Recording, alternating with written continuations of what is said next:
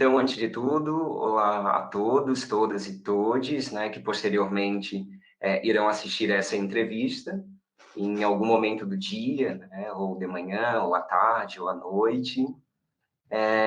Eu me chamo Robson Ferreira Fernandes, eu sou professor de História na Educação Básica da Rede Estadual de Educação de Santa Catarina e atualmente doutorando em História do programa de pós-graduação em História da Universidade do Estado de Santa Catarina, a UDESC.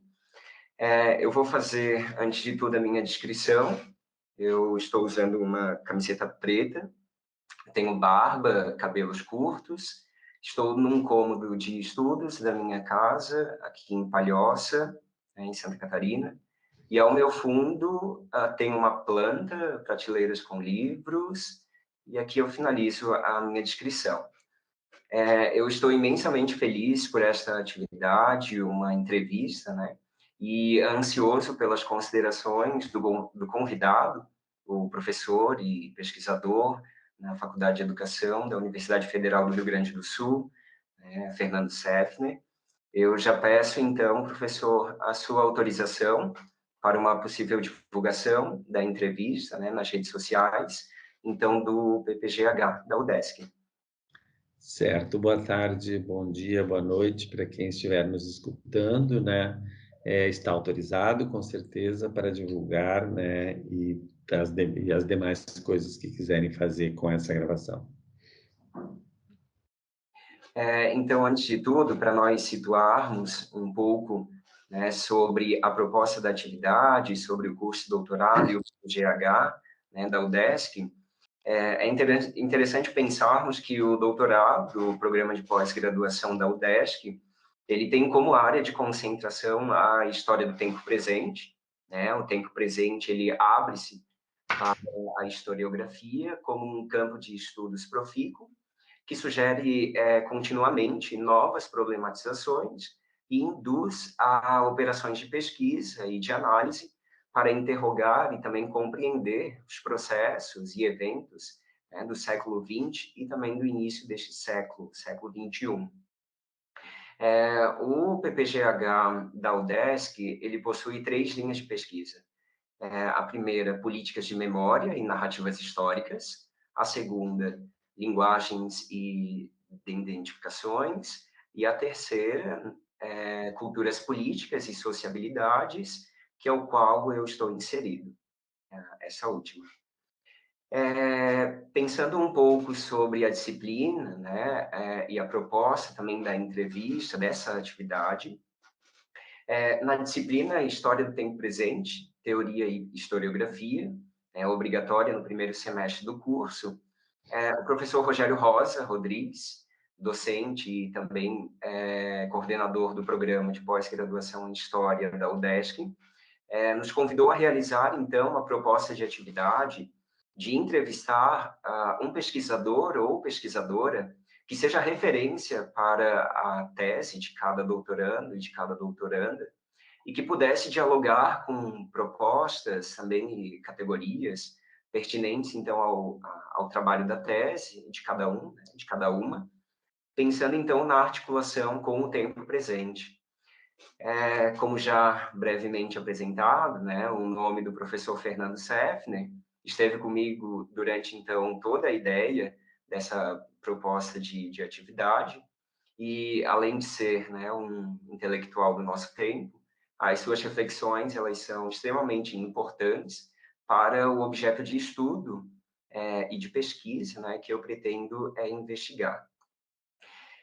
De forma objetiva, pensando a minha proposta de pesquisa no PPGH, ela pretende ter como problema a ideologia de gênero, que se pauta, então, nas narrativas, discursos religiosos, conservadores, reacionários, travando embates com os estudos de gênero, com o ensino, com a história.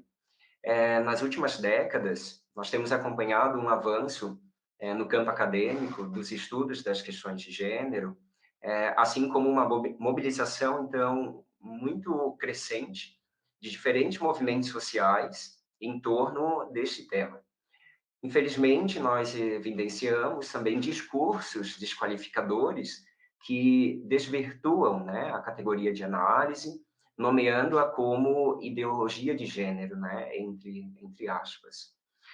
Especialmente, então, nos últimos anos, nós vemos um aumento de posicionamentos contra a chamada ideologia de gênero, desprovidos de análise, mas contaminados também de preconceitos, né, que simplesmente irão atribuir aos estudos de gênero um certo tom doutrinário, né, como se esses estudos fossem destrutivos, então, à sociedade. Algumas forças políticas, né, de cunho conservador atacam constantemente pesquisadores, pesquisadoras, professores, professoras, né, que trabalham com as questões de gênero.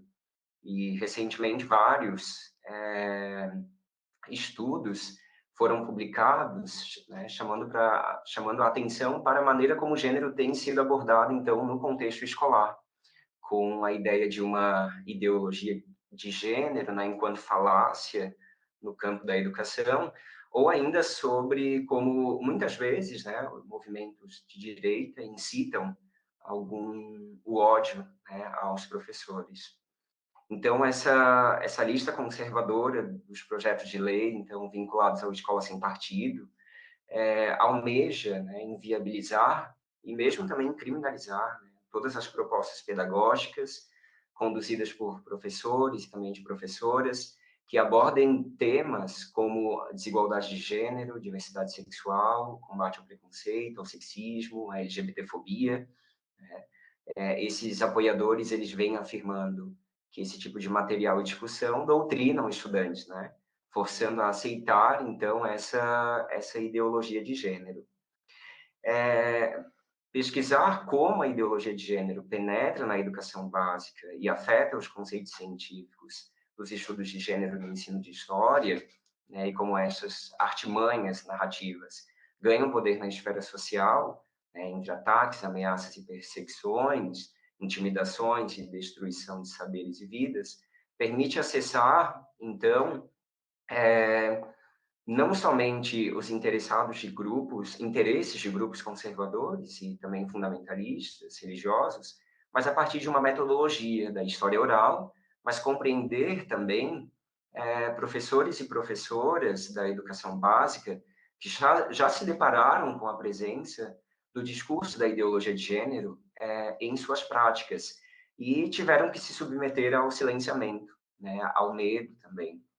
Então, eu penso que, de forma um pouco mais ampla, o meu projeto ele vem sendo pensado através de um recorte, então, da minha dissertação de mestrado, né? Eu venho do mestrado profissional em ensino de história e que o professor Fernando Seffner participou da minha qualificação, da minha defesa, e que por algum tempo venho também me debruçando a refletir sobre questões de gênero, sexualidade e ensino de história. Então, neste percurso do doutorado, eu vou ter a professora Cristiane Beretta da Silva como a minha orientadora. E, finalizando, então, a minha fala, professor, antes de iniciar a entrevista, eu já quero agradecer imensamente, né, ao seu convite, ao seu aceite pelo convite, o tempo que nós vamos ter aqui para o diálogo, e obrigado por me fazer refletir, a partir dos seus textos e outras falas, né, algumas questões que atravessam o meu pessoal e também no meu profissional.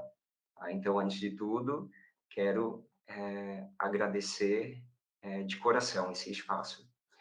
E para o nosso roteiro de entrevistas, né, iniciando com uma primeira contestação, eu iria perguntar ao professor quem é o Fernando Seffner. Eu ia pedir para que o professor pudesse comentar sobre a sua trajetória profissional e como essas escolhas de pesquisa elas se articulam com os seus anseios pessoais, com os seus posicionamentos políticos e também com o seu compromisso ético e social. Então tá, Robson, muito obrigado assim por essa introdução toda, né? Eu queria agradecer o teu elogio à minha pessoa, né? E queria também retribuir ele. Não quero que isto aqui vire uma rasgação de seda, mas queria dizer assim que Eu tenho muita admiração pelo teu percurso de enfrentamentos nessas questões ligadas à escola sem partido e ideologia de gênero, né? Não gosto muito de usar a expressão assim, fulano é um exemplo, né? Mas assim, o modo como tu conduziu as atividades que eu tive acesso, né, pelas nossas conversas e pela tua dissertação, me mostrou que assim tu tá alinhado, né, naquela categoria de professores e professoras. E hoje é o dia de professores e professoras, né? É o dia de lembrar Antonieta de Barros, que foi catarinense, essa mulher negra, professora, né, de Florianópolis, já falecida. Então, o modo como eu vi que tu lida com isso, né, que é de ofertar na escola essas atividades e, ao mesmo tempo, saber resistir a esses ataques conservadores, é um pouco o modo como eu defendo e como eu mesmo procedo, né. Vou começar me apresentando, assim, né, meu nome é Fernando Seffner, né, eu sou um homem de 65 anos, né, eu estou sentado aqui na sala da minha casa, que está transformada em gabinete atualmente, né. Ao fundo tem um conjunto de paredes azuis, tons azulados, né? Eu visto uma camisa de flanela dessas xadrez, né? Porque aqui está um dia frio em Porto Alegre, né? Eu sou um homem de cabelos já brancos, ainda tenho cabelos e barba também embranquecida, né? E sou professor na URGS. Estou completando agora no ano que vem 30 anos, né? Entre substituto e professor efetivo, né? Eu sou um professor localizado, né, como tu mesmo colocaste, na Faculdade de Educação da URGS, né? Eu sou formado em História, né, mestrado em Sociologia, doutorado em Educação, e nesse momento eu sou credenciado em 2 programas de pós-graduação. Os 2 credenciamentos têm a ver com o tema que nós vamos, os temas que nós vamos desenvolver aqui na nossa conversa, né? Já respondendo um pouco a essa pergunta, então, quem eu sou, né? Eu vou começar com quem eu sou no presente, vou fazer algumas curtas digressões de como é que eu vim parar nesse presente, né? No presente tem uma marca que eu acho muito interessante nos últimos anos, que é assim, eu fui, por uns 20 anos, um professor que na graduação dava aulas, e dou até hoje, né, de disciplinas de ensino de história. E na pós-graduação dava aulas, e dou até hoje, em questões de gênero e sexualidade. Esses 2 temas, eles seguiam como 2 coisas distintas, eles não se misturavam, né? Eu tive ao longo dos anos nenhum aluno do curso de História fazendo pós-graduação comigo, né? E nas minhas atividades de graduação, eu tive raríssimos alunos que desenvolviam trabalhos de estágio que envolviam questões de gênero e sexualidade, né? Nos últimos 10 anos, pelo menos, veio acontecendo um fenômeno que eu considero muito interessante de ser dito, assim, né? De que essas coisas vieram se aproximando, assim, nós tivemos uma verdadeira explosão de estágios de ensino de história por mim supervisionados, né? Em que os estagiários e as estagiárias e as classes de alunos se interessavam por temas de gênero e sexualidade na história. Por exemplo, assim, eu cansei de assistir aulas sobre Idade Média nesses 30 anos orientando estágios, né? E nos últimos anos começaram a aparecer aulas sobre Idade Média, que era o ponto do programa, né? Mas nas quais estavam incluídas discussões sobre a Idade Média como a idade dos homens, a situação da mulher na Idade Média, né? Questões ligadas a moralidades e sexualidades, gênero, né? No outro braço aí da minha vida, né, que é o programa de pós-graduação em educação, até alguns anos atrás eu não tinha tido nenhum ex-aluno originário da história que tivesse se interessado por temas de gênero na pós-graduação, não só na educação, como fora dela.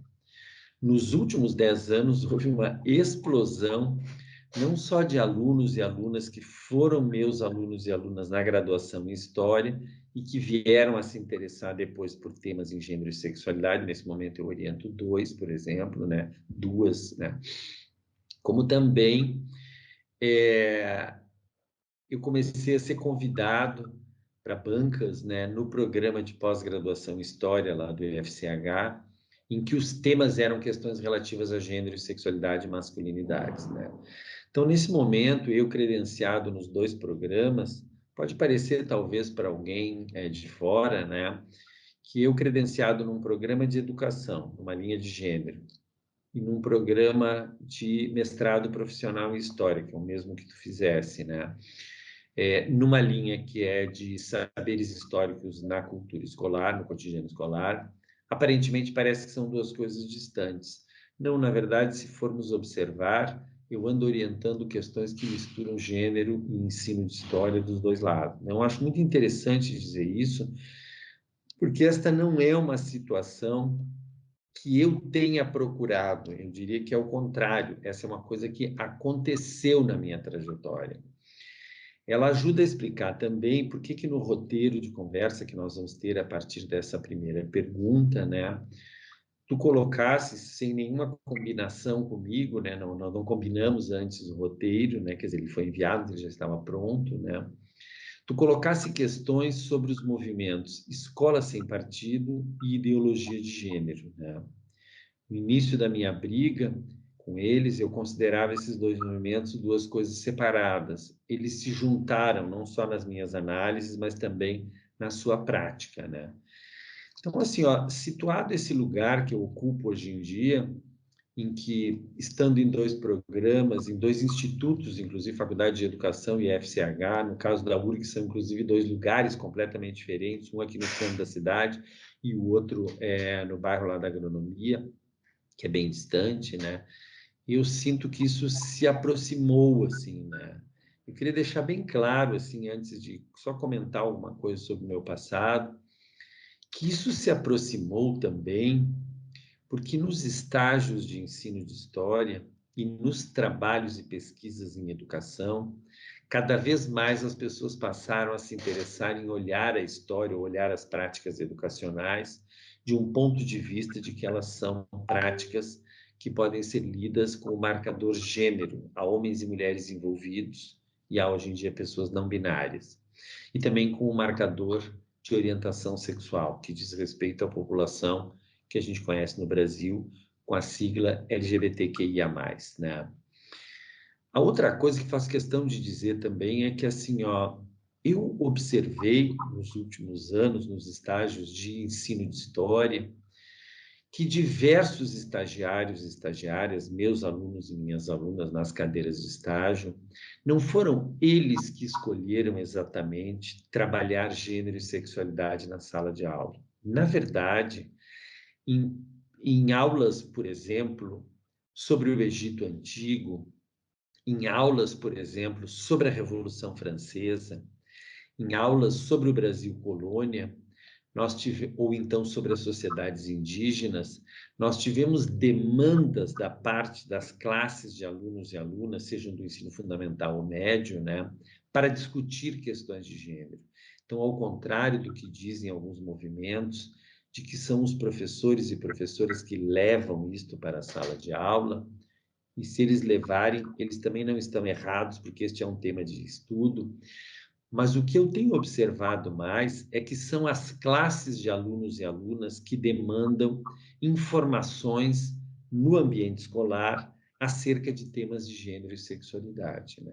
Isso não deveria causar espanto, porque, na verdade, hoje em dia, novelas, filmes, séries da Netflix, propagandas de todo tipo de cerveja, perfume, chocolate, trabalham com marcadores de gênero e sexualidade, né? Então, seria um pouco maluquice imaginar, entende, que alunos e alunas, que os jovens, as culturas juvenis, né, não estão percebendo isso, né, e não estão tentando entender desses assuntos, né. E para colocar de maneira um pouco breve, assim, lá para trás, né, eu tenho uma formação anterior na área das ciências duras, assim, eu sou geólogo formado pela Universidade Federal do Rio Grande do Sul, trabalhei com isso há alguns anos, né, depois por um conjunto aí de questões pessoais e de vontade, né? Eu enveredei, então, para o magistério, que é uma profissão que eu sempre gostei, né? Para o ativismo também político, né? Fiz história e fui seguindo a carreira, né? E hoje em dia já estou nela há muito tempo. Mas eu acho importante dizer que eu tenho uma formação nas ciências chamadas duras, né? Na verdade, eu sou geólogo formado e quase me formei no curso de engenharia de Minas, né? Porque é interessante perceber, assim, eu gosto de saber que eu tenho uma formação também nas ciências duras que me permite olhar as coisas das ciências humanas, né? Com um olhar, digamos assim, um tanto particular, né? E para finalizar essa apresentação, digamos, minha, né? E dentro desse campo aí dos estudos de gênero e sexualidade, que é o campo da pós-graduação, que para mim é o mais desenvolvido, né? Eu fui me dedicando inicialmente à questão do estudo das masculinidades, né? Há uma grande quantidade de trabalhos sobre as questões das mulheres e do feminino, né? Isso por conta do movimento feminista, né? E uma lacuna de trabalhos para compreensão do que é que são as vivências masculinas, né? No momento atual, eu estou mais na questão das relações de gênero mesmo, né?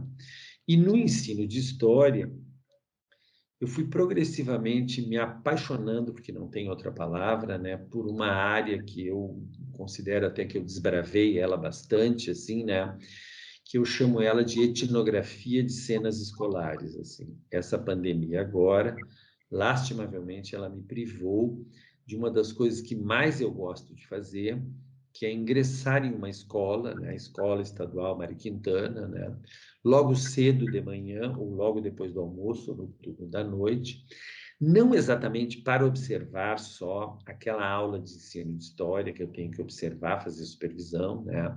Eu confesso que eu não tenho mais paciência para sair de casa hoje em dia para assistir só um período de 45 minutos de aula de história. Eu gosto de chegar lá, perceber a entrada dos alunos, quem chega primeiro e das alunas, depois de conversar com as funcionárias, falar com as professoras. Eu gostaria muito de ser invisível para poder ficar nos corredores, que eu já sou um homem bastante velho, então eu fico meio que nem o tio da Fanta lá no colégio, entende? Eu estou verdadeiramente apaixonado nesse momento pela observação de recreios escolares. Lastimavelmente foram interrompidos na pandemia. Eu estava fazendo isso assim, como uma atividade muito importante, né? No meio da manhã, no meio da tarde ou no meio da noite, né? É, em escolas que eu já tenho relação, né? E observar o que é viver a cultura escolar, né? Que no Brasil a escola é obrigatória hoje em dia pela legislação dos 4 anos de idade na educação infantil até o final do ensino médio, né? Embora tenhamos desistências, né? Isso dá 14 anos de escolaridade. Nós temos um monte de gente que faz os 14 anos hoje em dia, né? Então eu considero que a escola é hoje em dia um equipamento cultural e educativo que tomou uma relevância gigantesca na sociedade, comparado ao tempo que eu estudei, que era só um pingo de gente no meu bairro que estudava, né? E isso ajuda a explicar também por que é que nós vamos tratar nessa entrevista de ataques à escola, porque a escola se converteu, especialmente depois da Constituição Federal de 88, ela se converteu num equipamento que faz muita diferença na vida das culturas juvenis, dos jovens e das jovens. Eu finalizo isso dizendo que quando eu fiz o primário, o jardim da infância, o primário, o ginásio científico, que eu sou dessa época, né? Assim, eu todo ele em escolas públicas aqui da cidade de Porto Alegre, né? Não havia nenhuma surpresa no bairro que eu morava, um bairro um pouco mais pobre, né? Que fulanos e fulanas desistissem de estudar no meio do caminho, resolvessem não ir à escola, entende, etc. e tal. Hoje em dia, no Brasil, nós já temos uma situação de inclusão escolar muito maior, né? Acho que como apresentação, acho que foi possível, né? Deixa eu ver aqui se temos todas as questões. Sim, é. Ótimo, Ótimo, professor. professor. Uhum. É, É, eu... eu Tá dando tá eco. dando eco. Não, para mim não está dando, não. Para mim está perfeito. Não. Mas eu posso desligar o meu microfone por enquanto. É porque aqui deu eco. Então, partindo para uma segunda pergunta, eu começaria a dialogar, então, sobre categorias, conceitos, né? Então, para a gente compreender um pouco mais essas questões.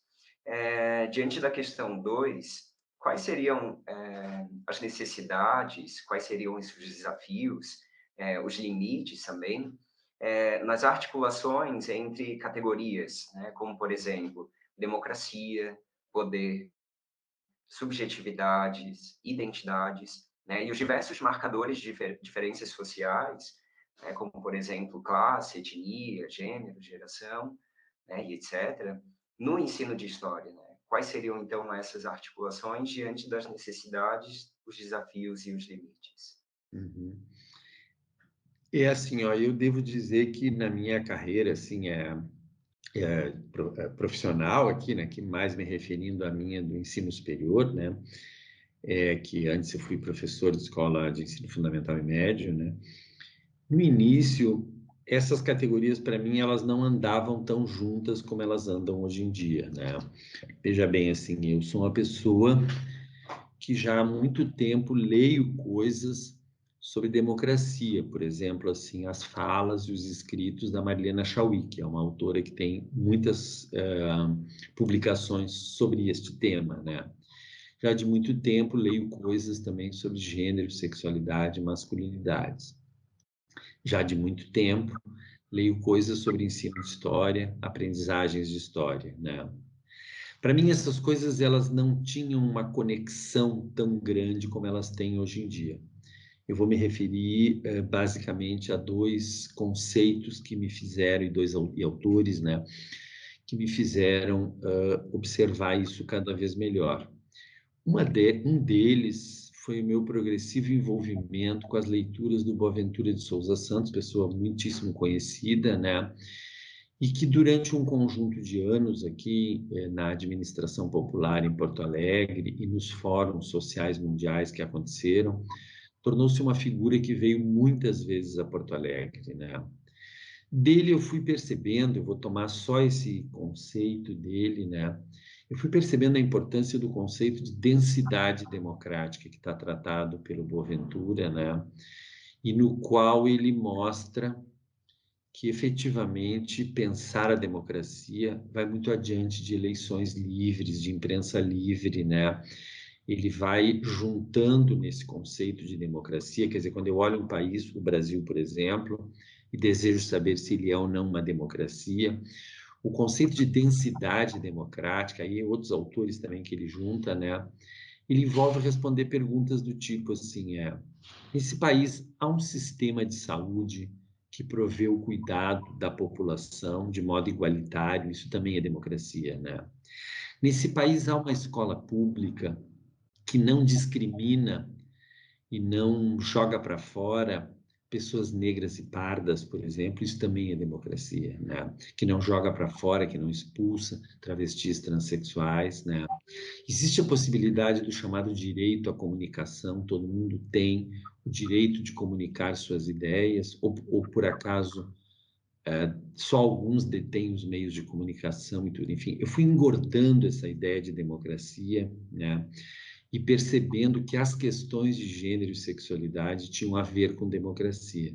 Veja bem, Robson, eu sou de um tempo onde o predomínio de um conjunto de pressupostos marxistas na história, com os quais eu compartilhei muito, né, fazia com que as questões de gênero e sexualidade fossem vistas como questões menores. Assim. Ainda há uma parte da esquerda que olha para elas assim. Eu me lembro de algumas falas, palestras e aulas em que eu explicava que eu trabalhava com AIDS, cuidado em saúde, questões de gênero e sexualidade, mas eu reconhecia, Fernando Seffner, que as contradições fundamentais do capitalismo eram entre capital e trabalho e não tinham a ver com gênero e sexualidade.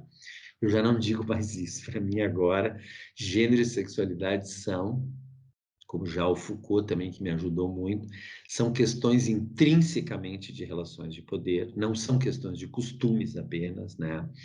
Um homem que deseja viver como mulher, isso não é uma questão de costumes, isso é uma questão de direitos, estrutura de poder e hierarquia social, né? E uma segunda discussão que surgiu no campo dos estudos do gênero e da sexualidade, que bebe muito no feminismo, nas produções feministas, né, de pessoas que eu vi, li ou conheci, né, através dos encontros do Fazendo Gênero, que eu fui a todos, desde o segundo, eu acho, quando ainda era uma reuniãozinha de meia dúzia, que eu nem fazia ideia do que era aquilo, né, porque eu tenho muitos amigos e amigas aí na UFSC, né. Na época tinha uma quantidade de gente de Porto Alegre, agora diminuiu um pouco, mas tinha um verdadeiro êxodo migratório, entende, para ir para Santa Catarina e para a UFSC, né. Então, assim, ó, eu vim percebendo a importância de conceitos, eu vou citar 2 autores aqui, né. Um é Eric Fassan, com esses conceitos super importantes dos últimos anos que ele deu forma, né, de democracia sexual, democracia de gênero, né. Eu fui percebendo que há uma questão da ordem da democracia, né, que habita as relações de gênero e da sexualidade. E na área do direito, né, que é, por exemplo, o Roger Halpe Rios, que é desembargador aqui no STF 4, e que eu leio muito, assim, né, eu sou pessoa amiga dele, que é a discussão, assim, de questões ligadas aos direitos da sexualidade e do gênero, né, aos direitos de expressão da sexualidade, né, e que nos informam também de uma ideia de democracia nesse campo, né. Eu concluo essas considerações assim dizendo que para mim hoje em dia isso anda tudo muito mais próximo do que se imagina. Então, quando há um ataque a uma atividade que lida com gênero na escola, esse ataque é lido por mim hoje em dia como um ataque à democracia. E aí me ajudam também autoras como Andy Brown, que vão mostrar que os processos de desdemocratização, de perda, de morte, de assassinato da democracia, eles são hoje em dia processos que vão justamente roendo em vários aspectos. Um dos aspectos são as questões de gênero e de sexualidade, né? E por fim, isso explica também uma parceria que tu conheces bem a outra pessoa, que é o Fernando Pena, tem o mesmo nome que eu, né? Só variamos o sobrenome. Assim, ó, o meu encontro com o Fernando Pena, uma pessoa que eu não conhecia, né? Eu tinha escutado ele falar uma vez, acho que na Ampul de São Paulo, tenho ido a todas as Ampuls nacionais nos últimos anos, né? Ampuls e Ampedes. Mas, na verdade, foi uma fala dele em Porto Alegre, ele veio a convite de uma colega minha, nem foi comigo, depois eu levei ele para jantar, né? Porque a colega tinha outros compromissos, e assim é. E eu comecei a ler as coisas e comecei a perceber que essa ideia, toda a análise dele do Escola Sem Partido, que levava um pouco para a ideia que hoje em dia nós temos bem constituída, ele e eu, que é de educação democrática, né? É o nosso núcleo de pesquisa, núcleo de estudos em educação democrática, né?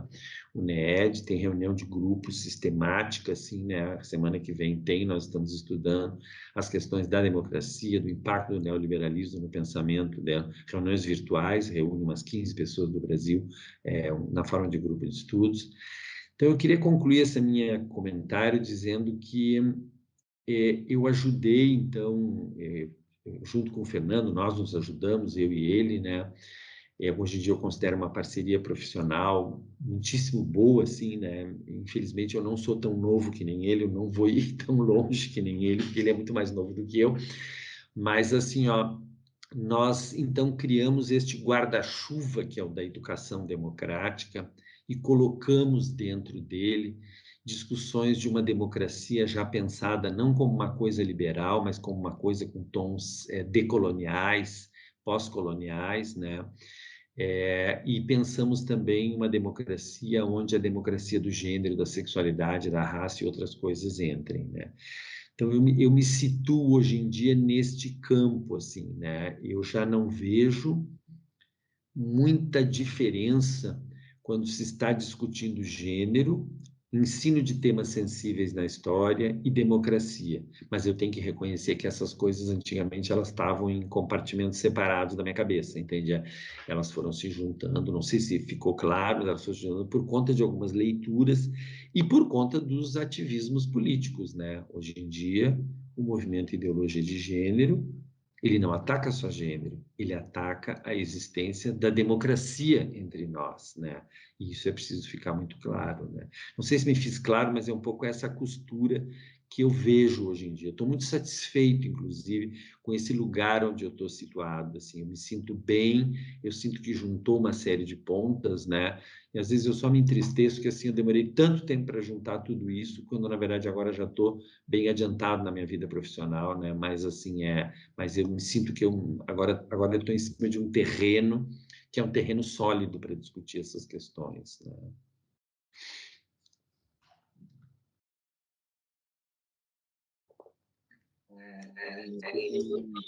Percebendo essas questões, né, dessa narrativa da ideologia de gênero, né, que ela veio sendo construída, né, ela foi construída no campo eclesiástico, né? Então eu pergunto ao professor como que tens avaliado, né, o impacto desse discurso, dessa narrativa, né, da ideologia de gênero nas práticas escolares, né, especialmente nas aulas de história da educação básica. Como que o professor tem avaliado, pensado e refletido sobre Uhum.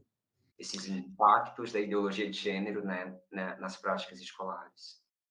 Então, assim, e como eu já estou há muitos anos aqui nesse percurso, sou uma pessoa que estou há 30 anos, assim, o que eu percebo, então, é isso, assim, né? Primeiro, nós começamos a ter, muito a partir da redemocratização e da Constituição Federal de 88, nós começamos a ter nas escolas públicas uma forte presença de meninas, né, de população negra também, né, que estava muito excluída da escola, né, negra e parda, né, e nós começamos a ter esses marcadores sociais cada vez mais presentes dentro da escola, né.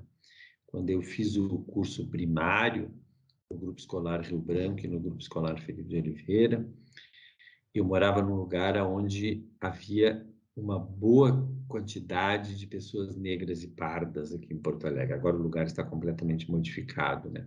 Morava num lugar assim onde o fato de que essas pessoas não estavam na escola, aquela que eu estudava, que era a escola ali do lado, o grupo escolar, entende? Não era visto como um problema, digamos assim, era meio natural, né? Era uma escola mais de brancos e brancas, situada num lugar onde havia mais diversidade de raça, né? Então, assim, eu assisti primeiro o ingresso desses temas, assim, eu comecei a perceber cada vez mais que tanto na aula de literatura, como na de história, né, como na aula de biologia, como na aula de educação física, né, questões de gênero e sexualidade apareciam. Elas são muito fruto desse momento de maior intensidade democrática que nós tivemos no Brasil, né, que derivou dos governos que vieram depois da Constituição Federal de 88, né, e que, do meu ponto de vista, se interrompem, né, com o golpe de 2016, né, que tira do poder a presidenta Dilma Rousseff, né, que para mim é um golpe com toda certeza, né. Então eu percebi esse ingresso dos temas, isso fica visível quando a gente observa o livro didático de história, mas também os outros livros didáticos, começam a aparecer seções nos livros que lidam com isso, né? Há livros do ensino médio, onde a parada gay, por exemplo, ela já comparece como um box com algumas informações, né? E para minha surpresa, porque isso que eu vou dizer agora é uma surpresa mesmo na minha vida, né? Eu não imaginava que nós tão rapidamente iríamos retroceder e que no Brasil iria aparecer com tanto vigor um conjunto de movimentos que defende a retirada desses temas, que o movimento Ideologia de Gênero, como tu mesmo colocou na abertura, assim como Escola Sem Partido, né? Eles são movimentos que defendem a retirada desses temas da escola. Eu não imaginava que isso. E aí eu volto para o Fernando Pena, e eu assisti ele falar, eu tenho quase certeza que foi na AMPU de São Paulo, né? Faz vários anos já, acho que ele estava no mestrado ainda. E ele falava do Escola Sem Partido, e eu me lembro de ter comentado com pessoas ao meu redor que aquilo era uma loucura que nunca ia vingar. Assim como eu tenho que morder a língua, né? Eu já comentei isso, inclusive, privadamente com a Joana Pedro, que tu conheces, e com a Miriam Grossi, que são duas pessoas que eu tenho o prazer, assim, de ser amigo, né? Que nós, quando escutamos no Fazendo Gênero, em outros lugares, as primeiras menções ao movimento e ideologia de gênero, aquelas maluquices que diziam sobre a Judith Butler, nós nos demos ao luxo de rir daquilo como se aquilo fosse bobagem. Eu já mordi a língua por isso, eu me dei conta que a gente deveria ter se alertado antes que essas coisas, elas tinham mais a ver com a nossa história brasileira do que propriamente a democracia, né? Então, eu sou testemunha de alguém que viu esses movimentos crescerem com uma velocidade assombrosa, como é o objetivo da pergunta, né, impactarem a sala de aula de história, né? Aí, nesse impacto da sala de aula de história, eu quero destacar uma questão que já comentei antes, que é assim, né? Ao impactar a aula de história, o movimento Ideologia de Gênero, ele realiza uma manobra que é a de criminalizar as professoras e os professores, como se fosse por conta deles e delas que esses temas ingressassem na sala de aula. Eu volto a dizer assim, ó, quando o professor ou a professora decide estudar isso, ele está completamente correto, porque isso faz parte das matérias, entende? Isso está nos livros, isso está nos programas, isso faz parte dos acordos todos de educação que o Brasil tem. Mas eu cada vez mais observo que a abordagem de coisas, digamos assim, espinhosas nesses temas, elas vêm por demandas das culturas juvenis e dos alunos. Isso não é nada difícil de perceber. Tu entra numa escola e tu vê que os alunos, entende assim, ó, gostam muito de funk, de hip hop, eles te mostram, tu vê as camisetas e as coisas que têm escritas, tu percebe as pichações, que é isso tudo que eu observo na etnografia de cenas escolares. Tu percebe o que é que está escrito nas paredes e nos banheiros, entende? Assim, ó. E tu te dá conta que não é a professora que traz isso, entende? Assim, ó. Esta é uma questão. Nós temos uma sociedade, a sociedade ocidental, em geral, né? Assim, ó, onde as questões de gênero e sexualidade elas são discutidas abertamente, assim, ó, em tudo quanto é lugar, assim, as celebridades, etc. e tal. Inclusive, as pessoas das religiões falam sem parar nelas. O presidente Bolsonaro é certamente o presidente brasileiro que mais fala de sexo. Na tentativa de dizer que não se deve falar, ele até postar vídeos, entende? Por exemplo, de um episódio de Golden Shower, ele já postou. Isso são coisas inimagináveis em governos anteriores, assim, né? Então, eu acho que isto, como foi a pergunta, né? Isso provoca um impacto nas aulas e provoca um regime de tensão, porque existe um desejo de discutir e abordar isso, porque a tentativa de cercear o debate, ela provoca curiosidade da parte dos alunos, é o que mais eu vejo, e a tentativa do movimento Ideologia de Gênero, que é de dizer que apenas na família e na igreja as crianças e os jovens vão falar sobre isso, ele é uma tentativa da ordem do ridículo, entende? Assim, ó, porque essa informação circula amplamente nas redes sociais e dentro dos celulares. Eu estou pegando um aqui para mostrar. A maioria das entrevistas que eu tenho, as pessoas dizem que elas aprenderam, todas as pesquisas mostram isso, acessando redes sociais. Então, eu considero que é um compromisso da escola abordar. E a outra coisa é que sucessivas pesquisas no Brasil e no mundo mostram que efetivamente as famílias não criam momentos de debate sobre isso. A criança ou o jovem está vendo uma novela, vê que tem um casal de lésbicas, por exemplo, e dificilmente pergunta para pai e mãe. E mais dificilmente ainda pai e mãe, a partir daquela novela que estão todos vendo na sala, aborda o tema. Do ponto de vista das religiões, o caso é muito mais complicado. Não há debate. O que há é uma pregação sem fim, condenando, condenando, condenando. Então, é uma pregação que impede o debate, né? Que não dá espaço para o debate. O que acontece? O debate deságua todo nas redes sociais, na internet, etc. e tal, e deságua no lugar onde as culturas juvenis mais convivem, que é a escola, né? Então, eu considero que é um dever de todas as disciplinas, história, geografia, as disciplinas como educação física, biologia, a literatura, que hoje em dia recomenda muitas histórias que têm a ver com isso, né?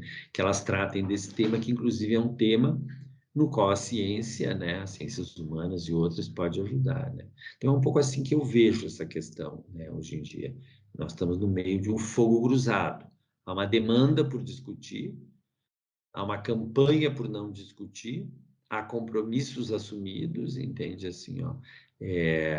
Há verdades que os progressistas dizem que não se sustentam, do tipo assim, se nós não discutirmos, nós vamos diminuir a gravidez adolescente. Não, não é o caso. Os países que diminuíram a gravidez adolescente foram os países justamente que debatem esses assuntos, claramente fornecem preservativos, entende?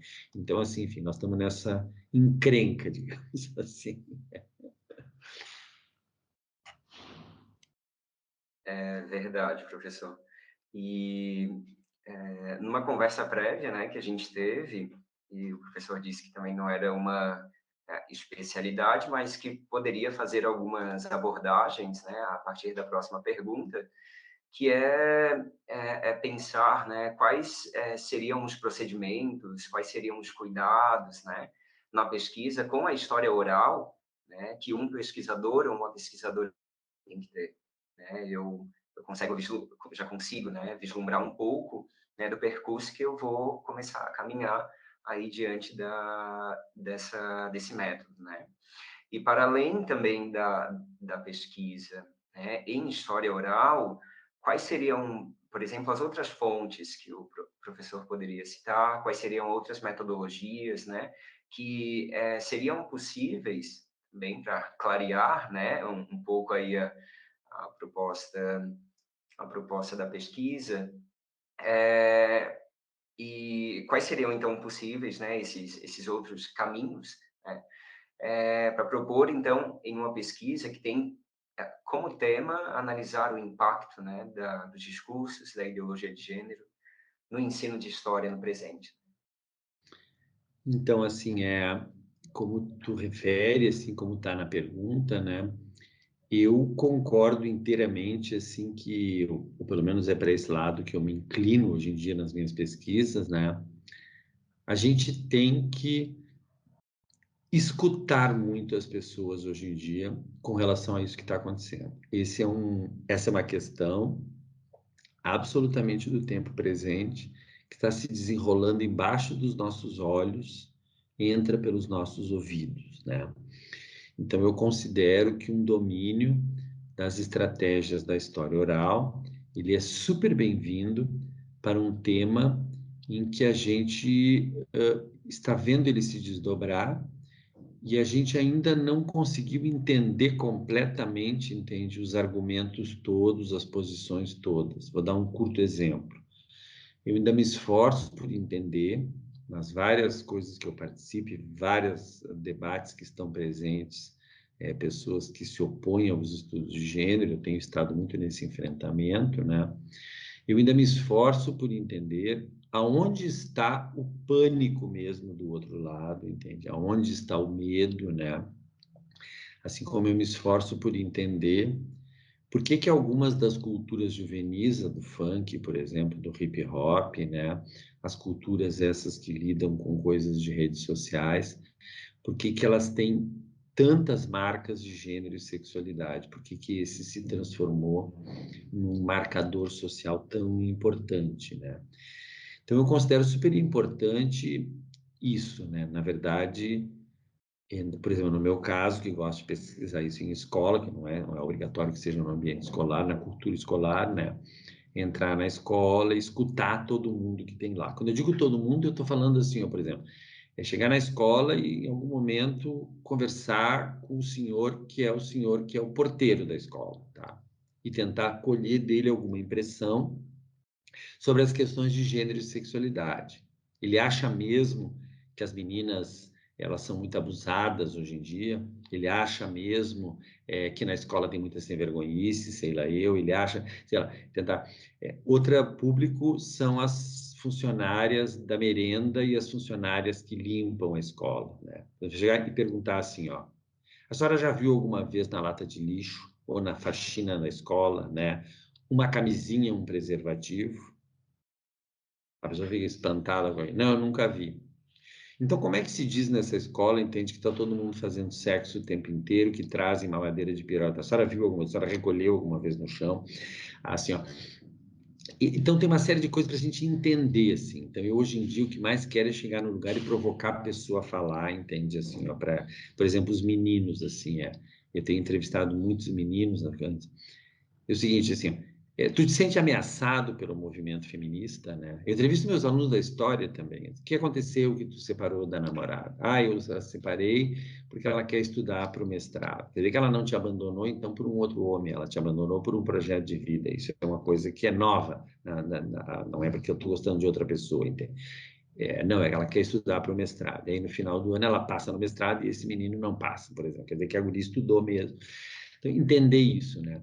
Mas, no espírito da pergunta, eu também queria completar que, assim, ó, eu ando também numa fase de paixão por tomar em conta o que é que se escreve nas paredes das escolas, observar as capas e os desenhos dos cadernos, é uma dificuldade isso, né?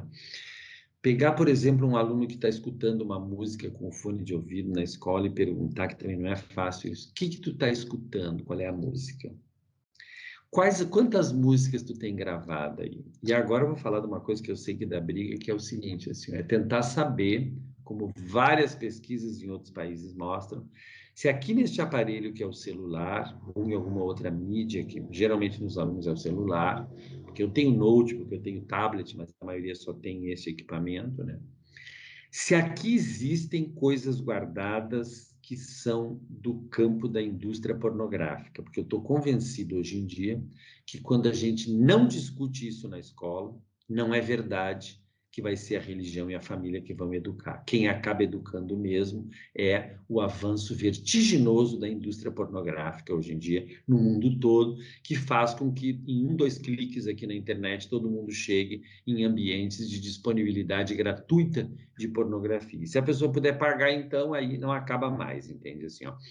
Então, Fernando Seffner, digo sem nenhuma vergonha, né? Isso também por conta que eu tenho uma aluna que está pesquisando isso, né, no doutorado.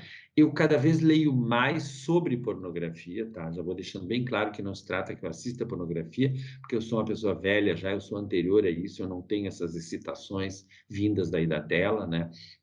Mas o fato é que eu cada vez mais leio sobre isso e cada vez mais eu estou convencido que perguntas que alguns meninos me fazem nas escolas sobre questões como, por exemplo, o pênis, se é grande ou não, se a mulher goza assim, elas vêm do fato deles terem assistido, eles terem tido um início de percepções da sexualidade através de uma coisa que na minha época não era disponível dessa maneira, que é a pornografia. Na minha época é assim, ó, eu me lembro perfeitamente quando alguém levou no ginásio uma revistinha sueca que tinha mulher pelada, entende? Assim, ó, eram coisas assim raríssimas. Não se podia ir a um cinema, etc e tal. Não, isso, hoje em dia, minha gente, assim, ó, só uma pessoa muito hipócrita que se estiver nos escutando vai dizer, não, mas eu não vejo pornografia.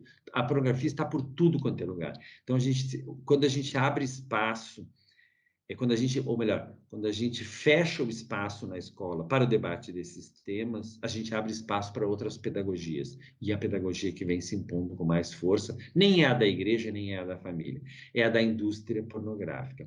E eu queria concluir isso dizendo assim, ó, eu não sou um moralista, eu não sou contra que uma pessoa queira fazer um vídeo, entende, pornográfico e queira vendê-lo, eu não sou contra que uma pessoa queira vender ou alugar seu corpo, entende?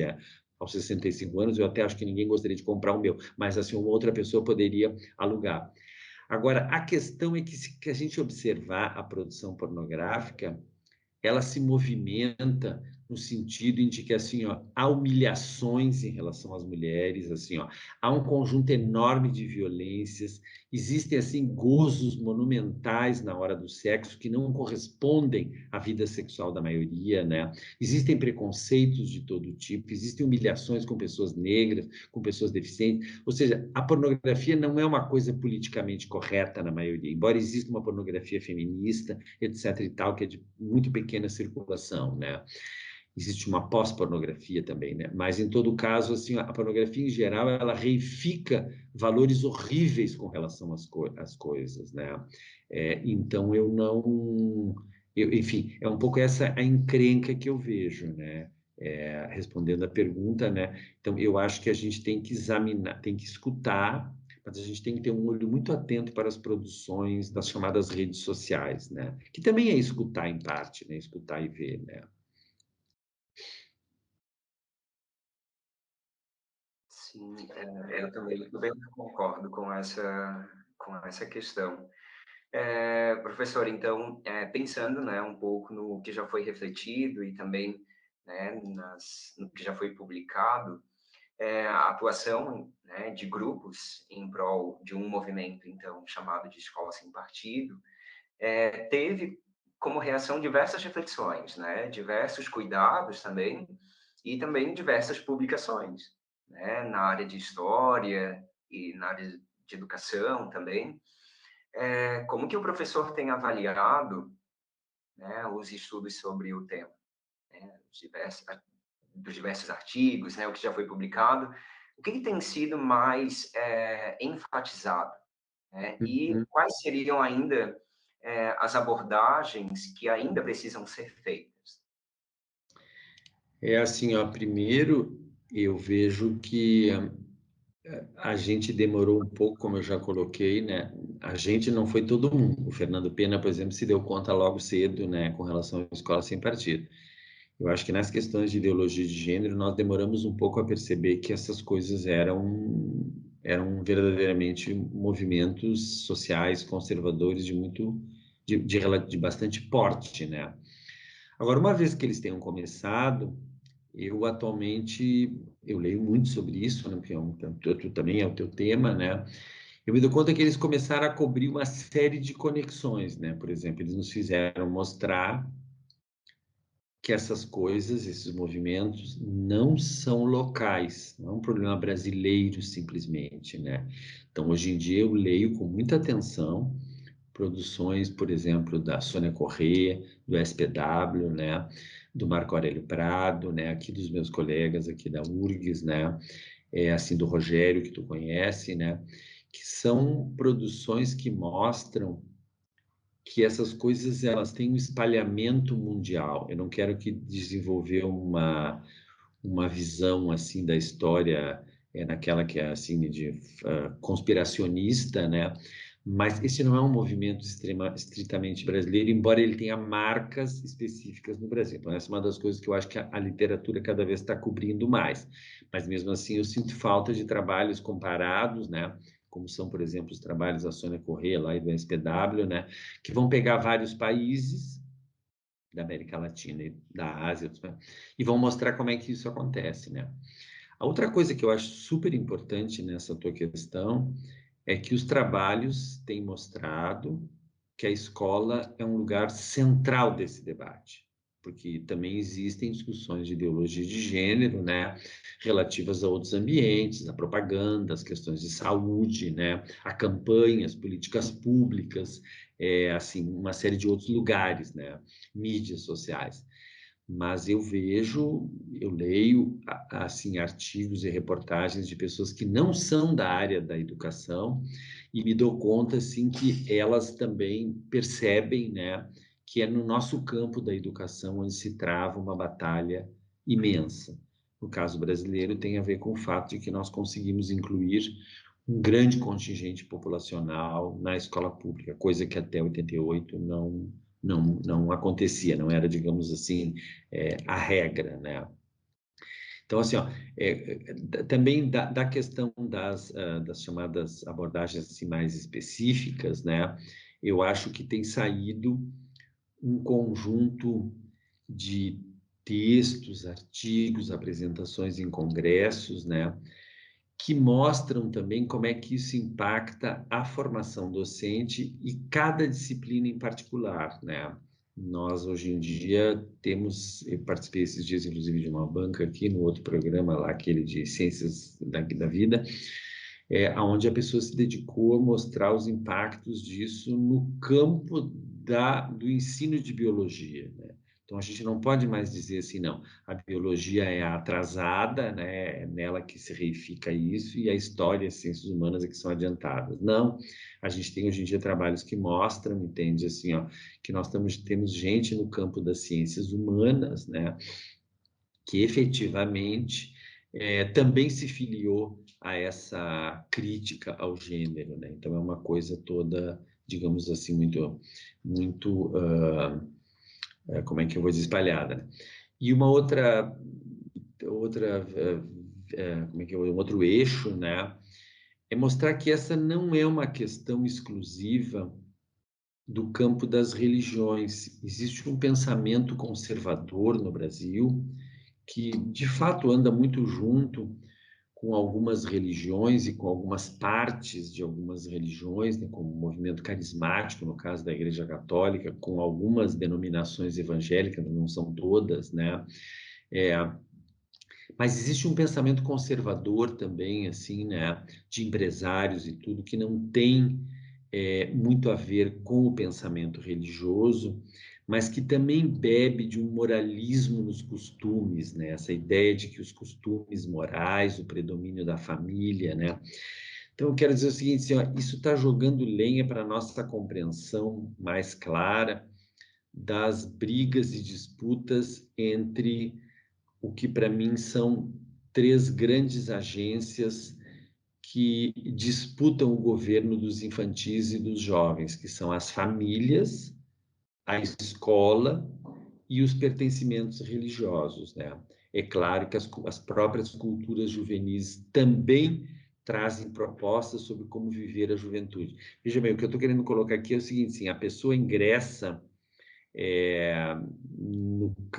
nessa idade que vai se chamar de jovem, de adolescente, que é um número que nunca se consegue definir, assim, quando é que começa, começa lá com 12 anos, na pré-adolescência, e segundo algumas estatísticas, vai até os 30 anos isso, né? Eu conheço gente aí, amiga minha, que eu acho que chegou aos 40, ainda era adolescente, assim, ó, inclusive morando na casa da mãe, etc e tal, mas assim, ó, esse pedaço da vida há um conjunto de instituições sociais que disputa o governamento das pessoas, né? A escola, ela chegou com muita força nisso nos últimos anos, porque todo mundo tem ficado muito tempo nela, e a universidade também, a gente aumentou muito o número de pessoas. Ainda é muito baixo, mas aumentou muito, né? A família recuou, todo mundo sabe disso, né? Assim, por mais que haja esse estrilo todo que a família tem que fazer, na verdade, todas as pesquisas mostram que a família quer mandar o mais cedo possível para a escola e de turno integral, né? Eu vou dizer uma coisa que eu sei que muita gente discorda e que tem muita polêmica nesse campo, mas assim, ó, do meu ponto de vista, e eu leio muito sobre a questão da antropologia das religiões, sociologia das religiões, claramente as religiões tiveram um recuo na influência, entende? Assim, ó, as religiões não influenciam mais a vida das mulheres como elas influenciavam. Quer dizer, nós temos que lembrar que no Brasil já existiu uma coisa chamada Liga Eleitoral Católica, onde o bispo dizia não votem naquele que é comunista, ele não se elegia. Hoje em dia as religiões não têm mais, por isso que elas gritam tanto, entende? Elas gritam porque elas perderam essa capacidade. Não há mais um monopólio religioso como nós tínhamos, entende? Hoje em dia há uma autonomização dos fiéis também, assim, né? Isso é uma coisa cada vez mais evidente, né? E o quarto elemento é que, ao começar a viver a condição juvenil, os jovens encontram, eu sei disso também porque eu tenho 2 filhos, agora já são grandes, mas em todo caso eu vivi isso em casa, assim, olhando eles, né? Eles encontram também um leque de culturas juvenis, entende? Assim, ó, eu vou ser mais nerd, entende? Eu vou ser um homem mais, assim, mais marombado, etc e tal, eu vou ser do funk, vou ser das galeras funk, das galeras do hip hop, entende? Eu vou ser aqui, no caso do Rio Grande do Sul, vou ser mais um agroboy, as meninas vão ter mais pertença ao feminismo, ou menos pertença, elas vão adotar talvez um estilo mais evangélico de vida, ou seja, houve uma explosão, há uma explosão de culturas juvenis, é só entrar em qualquer programa, alguma coisa, né, assim, há, inclusive, a produção de programas televisivos, o Altas Horas, aquele que está há muitos anos, é de estar sempre pescando alguém de alguma cultura juvenil, né? Isso descontando as chamadas culturas infantis, que eu nem vou entrar, né? Então, no meio dessa coisa, perdeu-se a autonomia, né? Nós, no Brasil, e para mim isso é um sinal positivo de democracia, Não é mais aquele negócio. O bispo falou, o assunto está encerrado. Não, a igreja falou e tem pessoas que discordam, entende? Assim, ó. Não, mas na escola se disse tal coisa. Não, mas se disse, mas houve discordância, né? Não, mas o pai disse alguma coisa, a mãe disse que tem que ser assim. Não, mas as culturas juvenis dizem outra coisa. Isso para mim é democracia, assim, é se criar nessa coisa de várias autonomias, mas isso para muita gente é insuportável, entende? A gente tem um movimento conservador que gostaria que o homem falasse, a mulher baixasse a voz, o padre ou o pastor dissesse, todo mundo obedecesse. Isso não, para mim, isso não vai voltar, mas há esse embate, né? Então é mais ou menos nessa encrenca que nós andamos, né? Se eu respondo bem a questão ali.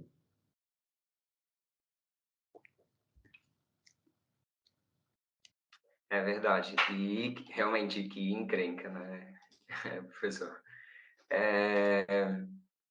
Muitas vezes, né, quando eu penso meu planejamento anual, né, e quinzenal, eu sempre atravesso, né, as diversas temáticas a partir de temas sensíveis, né?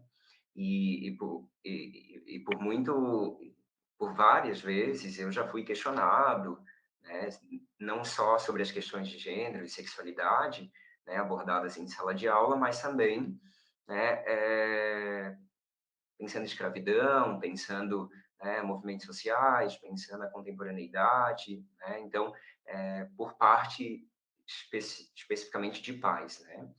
E, e eu percebo que há uma tentativa, né, de controle, então, dessas atividades, né, didáticas acerca dos temas sensíveis, principalmente temas sensíveis, né, abordados, então, em sala de aula. Esse avanço conservador, né, identificado como a ideologia de gênero, na prática escolar, eu pergunto ao professor se é restrito, né, somente então ao contexto brasileiro ou pode ser percebido em outros países, né? E se o professor consegue identificar, né, a partir das suas leituras, qual país, né, que é, traz também essas questões. Sei que o professor já comentou alguma coisa, né?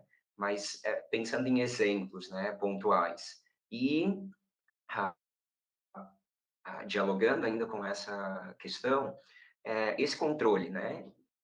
Ele é restrito ao nosso presente, né? Ou ele é possível identificá-lo, por exemplo, em outras épocas, né? Em outros tempos, né?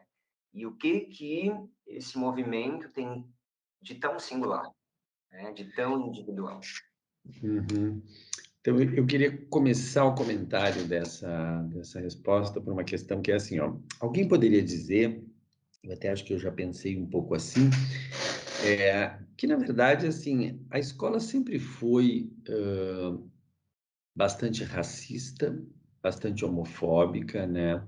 Bastante regradora no sentido assim de que as mulheres têm que ser subordinadas aos homens. Então, o que a gente estaria vivendo hoje em dia é mais um capítulo dessa questão, né? A escola é um equipamento social, tem os textos todos da Guacira sobre isso, né?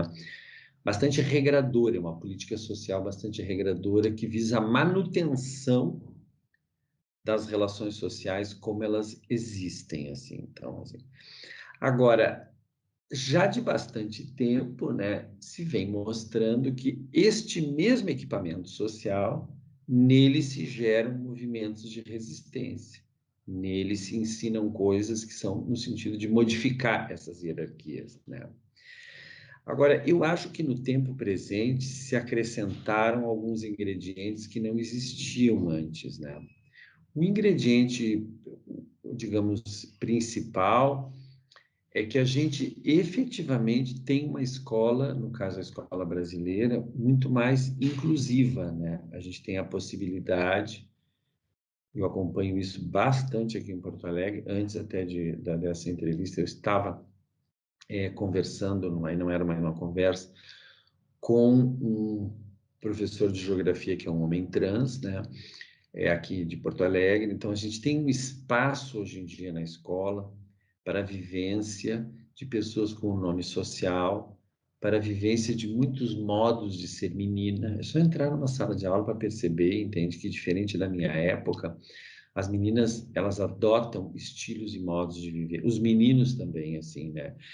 Então, assim, esse ingrediente todo aí, né, na cultura escolar, né, ele provoca reações. Isso é que eu me dou conta, assim. Eu acho que eu tive alguns anos acreditando que progressivamente a gente ia instaurar políticas de inclusão e respeito à diversidade, e naturalmente as coisas iam ficar mais democráticas. Não, vem uma reação, ela está vindo agora, né?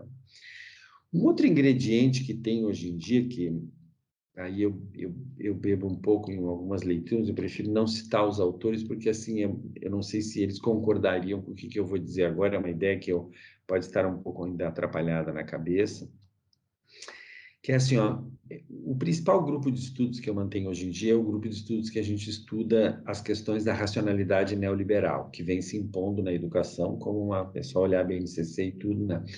Então, o seu Fernando hoje em dia é uma pessoa que tem lido sobre neoliberalismo. Eu digo aqui sem nenhuma vergonha de dizer, eu estou associado lá no site do Instituto Mises do Brasil, eu recebo as coisas, entende? Eu leio as coisas, quero entender o pensamento que se chama de liberal, neoliberal, né? Esse pensamento anarco-liberal, vou dizer assim, né? E também isso que nós temos chamado de neoconservadorismo. Esse prefixo neo na frente do conservadorismo é porque o seu Fernando aqui acredita hoje em dia que o conservadorismo que se quer empurrar para dentro da escola não é a continuação daquele que teve, sempre. Porque eu vivi uma escola, eu sempre estudei na escola pública, eu vivi uma escola pública aqui em Porto Alegre, onde o padre ia lá e perguntava quem é que ia fazer a primeira comunhão, quem é que não ia fazer. Era uma coisa, inclusive, intimidatória. Não, eu não quero fazer porque eu não acredito, mas não existia espaço para isso. E quem fosse fazer a primeira comunhão, né, recebia no colégio, na sala de aula com a professora ali, um bilhetinho para levar para casa, para dizer que tinha que ir na igreja em tal horário. Eu sou de uma escola pública, onde na semana da Páscoa a professora pegava pela mão, levava até a igreja Santa Cecília, que era umas 4 quadras do colégio, ainda é o colégio, ainda está lá. Enfim, eu vivi tudo isso, assim, sabe? Eu fiz o ginásio numa escola, o científico não foi assim, mas o ginásio fiz numa escola, onde a gente tinha várias celebrações que se rezava o Pai Nosso, tá? Esse negócio todo, ele se desordenou, porque nós temos pessoas de muitas confissões religiosas hoje em dia. Então, mas o que eu quero dizer é o seguinte, o conservadorismo que se deseja implantar hoje em dia, ele tem elementos novos. Então, eu não diria que nós estamos vivendo mais um capítulo daquilo que já se viveu antes, na ditadura varguista, na ditadura militar, que eu estudei durante a ditadura militar. Eu entrei no colégio em 63, né? Comecei a escolarização em 63, né? Nasci em 56, em 63, por ali, 62, estava no jardim, agora não me lembro bem, foi por aí. Assim, ó. Então, o que acontece? A ditadura começou logo depois, né? Eu me lembro, inclusive, das coisas e tudo, as aulas se interromperam, etc e tal. Mas eu acho que há um conservadorismo de outro tipo. Então, eu vou dizer aqui, eu vou ser econômico nisso, porque é um negócio, eu estou gostando muito de ler sobre isso, sabe? Eu sei que às vezes eu digo isso em alguns lugares, você está gostando de ler sobre o liberalismo, na verdade é de entender isso, né? Então, uma delas é o seguinte, assim, a mim parece que a química hoje em dia parece ser mais ou menos a seguinte, assim, ó, nós vamos pegar as novas gerações, né? Por exemplo, tu que é bem mais jovem assim do que eu, né? E assim, ó, bom, Robson, é o seguinte, assim, ó, tu é de uma geração do sujeito liberal empreendedor. Tu vai ter que te virar por conta, entende? Tu vai trabalhar no Uber, tu vai ter uma microempresa. Eu tenho 2 filhos, os 2 são MEI, microempresa individual. Eu não tenho microempresa, eu tenho só CPF, eu não tenho CNPJ. Assim, ó, tu vai ter que te virar.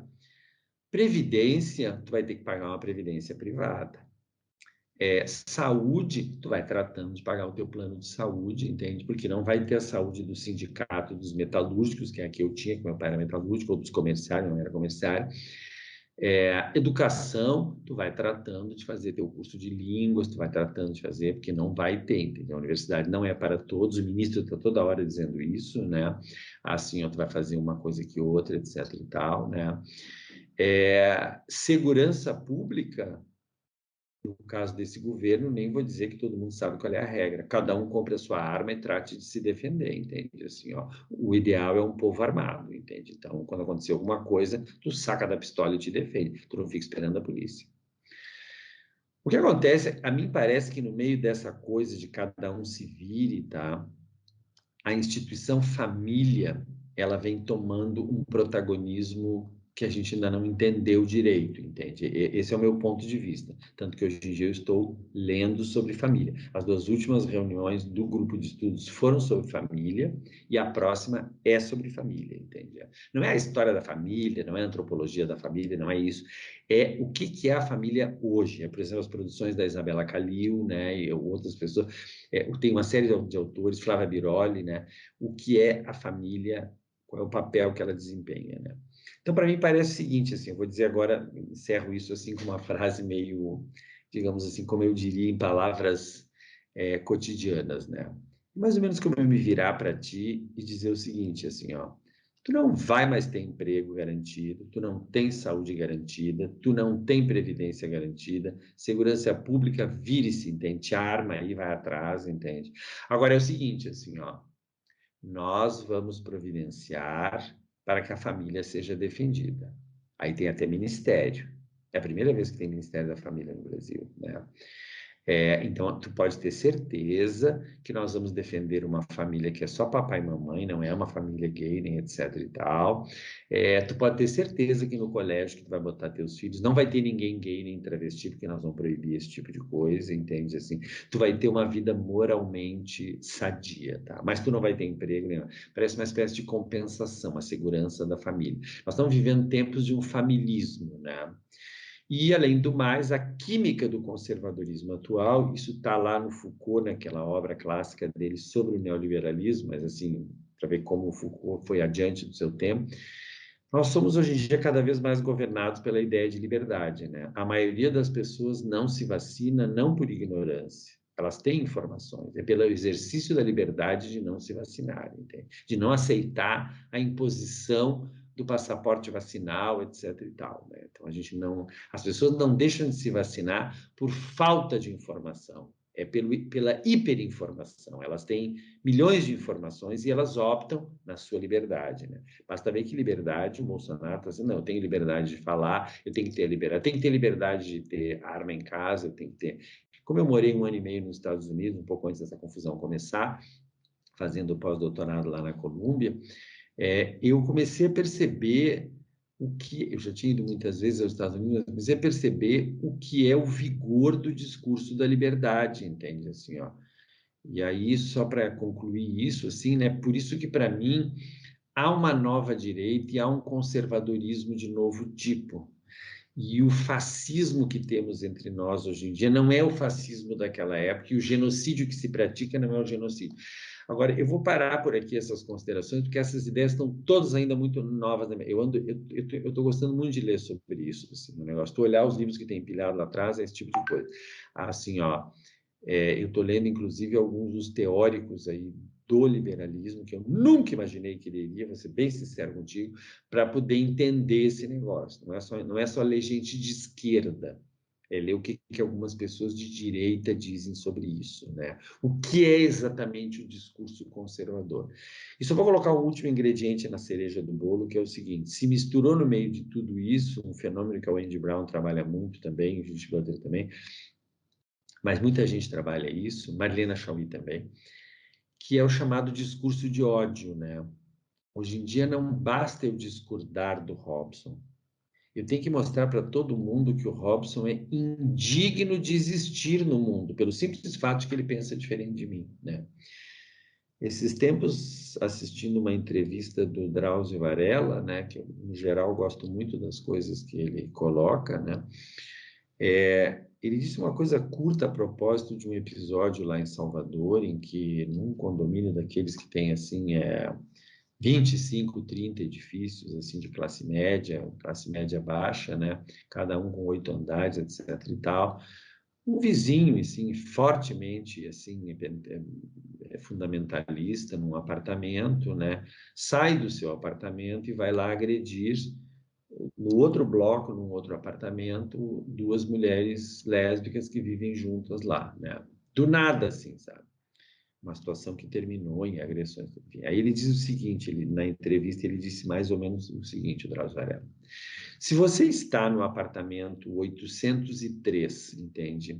De um edifício de 15 andares, e você está em casa e começa a se incomodar, porque no apartamento 201, que é lá do outro lado, ou do outro bloco, existe um casal de lésbicas e você não consegue deixar de ir lá e agredi-las, sendo que elas nunca deixaram de pagar o condomínio, nunca conversaram contigo, nunca jogaram lixo na tua área de serviço, nunca. Se nós chegamos nesse ponto, entende? Isso é a transformação da outra pessoa num inimigo a ser exterminado. Não é alguém que pensa diferente de mim. O sucessivo exercício de fazer o sinal da arminha do presidente da República, uma série de outras coisas que dizem as minorias têm que se curvar às maiorias, nós vamos mandar eles lá para a ponta da praia. Isso indica assim, ó, o que nós estamos vivendo no Brasil hoje em dia é isso, né? Assim, ó, não é uma questão de que eu tenho uma discordância contigo. A minha discordância, ela se transforma numa estratégia para fazer com que tu vire um inimigo, e um inimigo que tem que ser eliminado. Essa disseminação dos discursos de ódio, me parece que ela tem uma série de novidades em relação a outros períodos. Mas eu vou me deter por aqui, porque esses temas são todos, para mim, ainda muito novos. Eu quero ofertar duas disciplinas, eu já tentei começar uma primeira e me dei conta que eu não entendo ainda muito do assunto. Estou completamente embananado nisso, né? Uma chuva de leitura sobre isso, muita leitura em inglês também, assim, ó. Mas eu vou ofertar algumas disciplinas para poder entender melhor essa discussão toda do neoconservadorismo, do neoliberalismo, nas aulas de história e nos estudos de gênero. Né? Não sei se me fiz claro, mas é um pouco o terreno onde eu ando me movendo, que eu, no fato, gosto muito. É tudo isso que faz eu não ter vontade de me aposentar também, aproveitando para comentar. Por que eu não te aposento? Porque eu não tenho vontade. Muita coisa interessante para ler ainda, né? Para estudar. Ainda me sinto muito cheio de curiosidades, assim, né? Nossa, excelente, professor.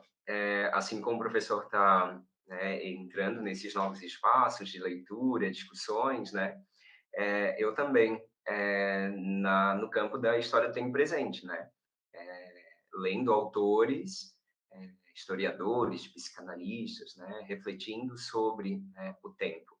E, e muitas categorias, né, elas começam a emergir, né, para o debate historiográfico, né? Como, por exemplo, a categoria de trauma, a categoria de testemunho, a categoria de memória também, né? E daí eu pergunto, professor, né, quais seriam, então, essas articulações, né, entre elas, que o professor identifica como necessárias para compreender, né, os silenciamentos, as censuras, as intimidações, né, que os professores e as professoras são submetidos, então, pelo discurso conservador da ideologia de gênero, né? Eu sempre falo que as minhas costas elas já estão calejadas muitas vezes, mas eu, resistente, continuo falando, abordando em sala de aula. Mas tem professores que, numa contestação, né, de sua prática pedagógica, se silencia, né? Já fui perseguido, outros e outras também são perseguidos e perseguidas, né, censurados. E o que o professor pensa, né, ao analisar essa categoria de trauma, né, de Uhum. testemunho, de silenciamento? Então, assim, eu concordo total, assim, com essas categorias, né? Eu vou acrescentar apenas uma quarta na minha resposta, né? Para mim, eu vejo isso também pelo meu próprio percurso, né? A gente foi conseguindo perceber, no caso brasileiro, né? Outros países também têm isso, né? Que há um trauma relativo à escravidão, não é, no caso brasileiro, né, escravidão de pessoas pela sua cor, no caso brasileiro, essa é a escravidão, diferente da escravidão romana, outra escravidão, né? Então, assim, ó, eu considero um imenso de um avanço civilizatório, no caso brasileiro, que eu, por exemplo, um adolescente de classe média bastante baixa, assim, né, mas branco, com sobrenome alemão, morando num pedaço de Porto Alegre onde havia muita população negra, assim, era só atravessar a rua, entende, assim, e tinha, enfim, eu considero um avanço, assim, que eu que me criei com o uso de expressões, assim, completamente desqualificadoras, do tipo, assim, alguém fazia uma coisa, que negrice isso, assim, né? Mas isso é o legítimo serviço de negro, entende, assim, ó. Eu considero um avanço que eu consegui desenvolvendo a ideia de que, assim, ó, a escravidão, ela criou um trauma na sociedade brasileira, aí eu vou acrescentar, então, ela tem testemunhos e memória, eu vou acrescentar uma quarta expressão, ela criou a necessidade de uma reparação histórica.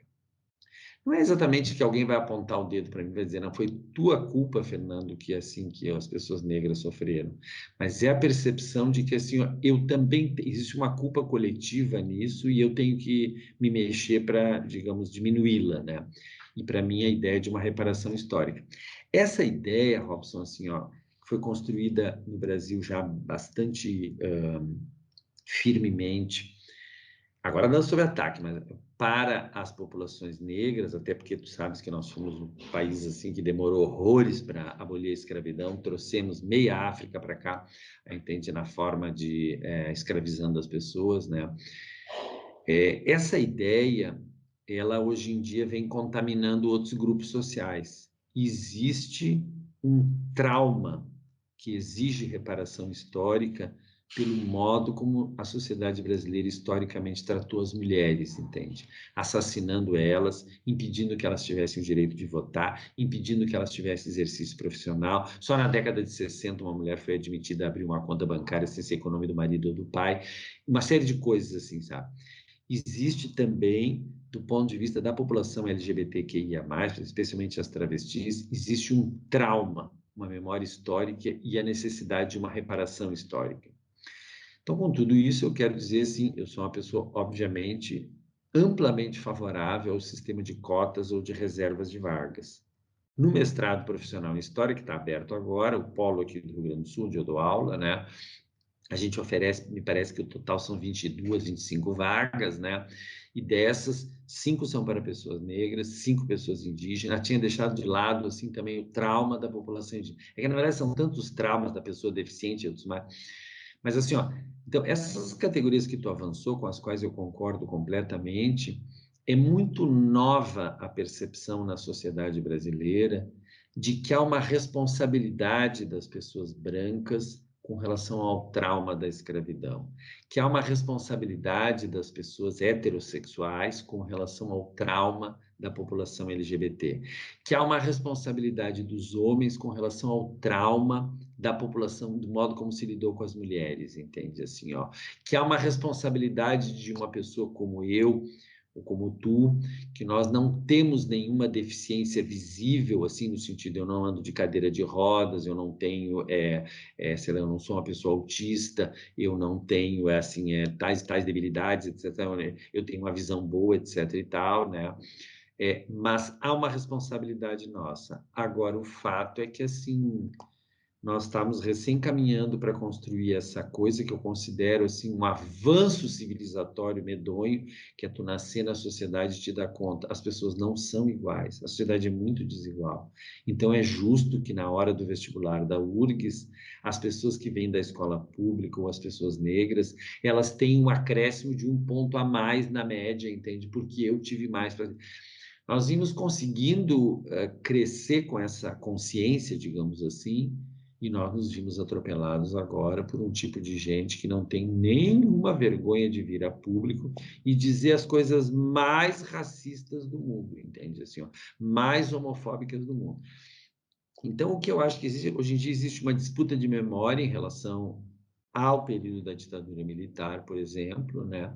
Existe uma disputa de memória em relação à escravidão, com gente dizendo assim, ó, não, mas os negros se deixavam escravizar, não, mas lá na África também eles se escravizavam entre si, não, mas aqui no Brasil eles viviam muito bem, entende, etc e tal, eles gostavam do seu patrão, então, do seu dono, do seu... Então, nós temos todo tipo de coisa, assim, né? Mas assim, eu acho que essa questão que tu levantou é uma questão central hoje em dia. Será que nós vamos conseguir construir uma sociedade que tenha um acordo civilizatório de convivência, que eu, como uma pessoa branca, consiga entender e aceitar que na hora de um concurso, por exemplo, para uma vaga, entende assim, ó, efetivamente aquela outra pessoa que está concorrendo comigo, que é negra, por uma questão de reparação histórica, é absolutamente justo, entende? Que o sistema trate de modo diferente eu e ela, porque nós não somos iguais. Embora pode ser até que nós, sei lá, eu tenhamos o mesmo salário hoje em dia, entende? Assim, ó, eu e a outra pessoa. Mas eu sei que se nós sairmos para a rua, a chance de levar um tiro de noite é maior da pessoa negra do que da pessoa branca. Embora a gente possa estar os dois na mesma confusão lá, sei lá, numa boate, etc e tal, no meio da rua beber ou alguma coisa. Eu já não bebo mais, mas em todo caso. Assim, ó, então, isso para mim, assim, é uma coisa, a mim dá uma tristeza perceber que nós havíamos começado um caminho, inclusive de muito respeito às pessoas com deficiência, né? No sentido assim que vai desde a calçada rebaixada até uma série de outras coisas. Cada vez mais eu tenho alunos que têm assim, que precisa da tradução de libras, né? Tem uma escola que a gente faz muito estágio aqui, onde tem alunos que têm todo tipo de deficiência visual, inclusive cegueira completa, né? Essa gente não estudava antes, entende? Ficava dentro de casa, imagina, não estava completamente alijada, né? Mas esse acordo civilizatório está sob ataque hoje em dia, né? É para voltar para um tempo assim que, enfim, essa gente toda vai ter uma subvida, né? Uma vida de segunda categoria, ou uma vida abjeta, para usar a categoria que a Butler constrói, né? Não sei se me fiz claro, mas é um pouco assim que eu vejo a equação desses termos, né? Só para finalizar mesmo, nós temos hoje em dia uma juventude negra, uma juventude LGBTQIA+, né? Uma juventude de pessoas deficientes, que eu vejo com alegria que incorporou a ideia da reparação histórica, não aceita, entende, que a gente recue, mas tá difícil, gente, olha, tá difícil, é uma questão complicada. Isso vale para o período da ditadura, para quem foi, vale para outras situações, né? É isso mesmo. Então, professor, para a gente já se direcionando, né, para os encaminhamentos finais, né, quais seriam, então, as suas palavras, né, até enfatizando o dia de hoje, o 15 de outubro, né, de 2021, dia do professor, dia da professora, né, vamos rememorar as experiências, a vida, né, de Antonieta de Barros, né, aqui é, minha contemporânea, mas pensando em Brasil, né, um legado muito forte, emblemático. Quais caminhos, né, que o professor propõe para aqueles, né, e aquelas professores e professoras que ainda se veem submetidos, né, à censura, ao medo, à intimidação, ao assédio, né, por abordarem temas sensíveis, né, como os de gênero, sexualidade, e nas suas práticas pedagógicas, né? E penso quais seriam as resistências docentes que precisariam ser criadas, né? Qual rede de apoio que a gente, né? Muitas vezes eu, enquanto professor na educação básica, estava sozinho, né? E eu criava uma rede de apoio ou, né, no LEG, ou com outros e outras que, né, estudam, questionam, né, sobre essas questões. Então, qual esperança, né, de palavra que o professor tenha a comentar? Eu queria começar de novo por esta lembrança, que de fato houve uma coincidência que a nossa conversa está acontecendo no dia 15 de outubro, né? E toda a nossa conversa lida com coisas ligadas à docência, escola, e nós dois somos professores de história, né? Embora de gerações muito diferentes, né? Assim, Eu devo ter o dobro da tua idade mais, então, com certeza, mas é assim, nós dois estamos na mesma profissão, né? Eu queria começar assim primeiro que é assim, sempre no dia do professor, da professora, eu posto alguma coisa assim, né? E não é algo que eu acordo de manhã e penso o que que eu vou postar, né? Se olhar aqui na minha agenda, por exemplo, o 15 de outubro está marcado nela, porque o sistema avisa, né? Não sei como é que o sistema sabe que eu sou professor, mas o sistema sabe tudo. Então já aparece lá na minha agenda do Google. Mas tem também a minha marcação, assim, né? Então, quando a data veio se aproximando, eu me deparei, até posso ler aqui, eu me deparei com uma anotação na minha agenda, né? Hoje em dia, que dizia assim, ó, card para postar hoje, né? Postar uma coisa sobre Antonieta de Barros, a parlamentar negra pioneira que criou o Dia do Professor. Isso eu devo ter escrito em algum momento do ano aí, né? Uma das 3 primeiras mulheres eleitas, etc e tal, né? Então, coloquei mais algumas coisas assim, depois coloquei umas outras coisas que eu resolvi não colocar hoje de manhã, né? Que a data veio do governo João Goulart e tudo, né? Então, quer dizer que hoje de manhã, quando eu acordei, eu acordo sempre muito cedo, assim, né? Eu sou uma pessoa velha, para dormir cedo, eu acordo cedo. Assim, ó, e eu então fui atrás de uma gravura, né? Eu já sabia que eu queria colocar isso, né? Fui atrás de uma gravura e coloquei, né? Então é um dia para fincar uma certa memória que tem um dado de reparação histórica, que é dar nesse dia o protagonismo para Antonieta de Barros, que eu não a conheci, né? Eu já li sobre ela, mas assim, então colocar alguma coisa sobre ela. E aí, através dela, lembrar o fato de que eu sou professor, né? Poderia ter colocado uma fotografia minha mesmo, como já há muito tempo atrás eu fazia, já não faço mais, assim, dizendo, eu sou professor, estou feliz com a profissão, né? Tudo isso é para dizer assim, ó, eu vou começar primeiro com as coisas relativas, como tu colocasse, assim, a uma certa resistência e saída, aquilo que talvez se possa chamar de linha de fuga, né, dentro de uma ideia, né, e aquilo que a Marileena Chauí brilhantemente definiu numa entrevista por escrito que está publicada lá no A Terra é Redonda, que ela chamou, porque ela foi perguntada, assim como tu me perguntou agora, é uma pergunta parecida, fizeram para ela, né, se ela, nesses tempos tão duros, ela não se sentia pessimista. A Marileena Chauí está completando este ano 80 anos de idade, né? Eu tenho 65, então talvez eu sou bem mais jovem do que ela.